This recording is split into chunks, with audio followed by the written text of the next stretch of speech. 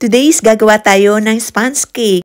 Ito na yung ating creamy batter na nilagyan ng 250 grams ng harina, 4 eggs, 200 grams ng sugar, nilagyan ko rin ng fresh vanilla, isang kutsarita ng baking soda para umalsa, at 2 tablespoon ng gatas. Ayan, makikita nyo na tamang-tama lang ang kanyang lapot at talagang creamy siya. And of course, nilagyan ko rin siya ng minelt kong 200 grams ng butter. Ayan na siya, oh. Okay, isalin na natin sa ating baking pan. Ayan, ibuhos natin lahat at scrape natin para ikalat sa ating hulmahan. Ayan, oh, creamy-creamy talaga ang ating batter. At ang bango niya. Wow, ang lambot at ang kinis. Parang velvet sa ball. Ayan, oh.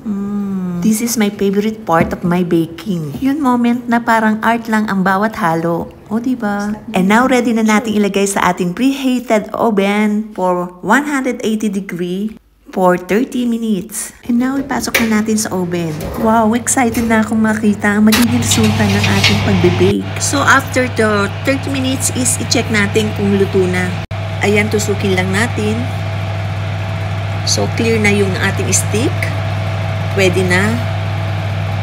Pero dito sa gitna is konti pang luto. I think another 10 minutes more. Ayan, check natin after 10 minutes. A few moments later. Ayan, so luto na. Clear na yung ating stick.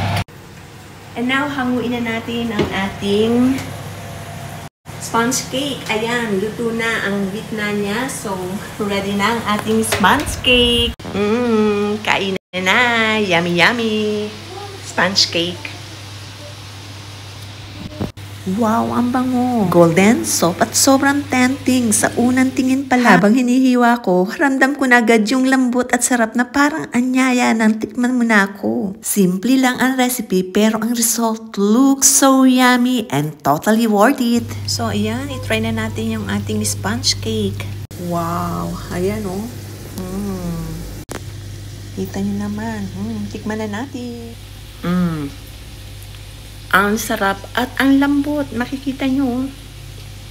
Talagang pag pinisil mo is, ayan o, bouncy siya. Diba? Sarap. Try nyo rin. Yummy sponge cake.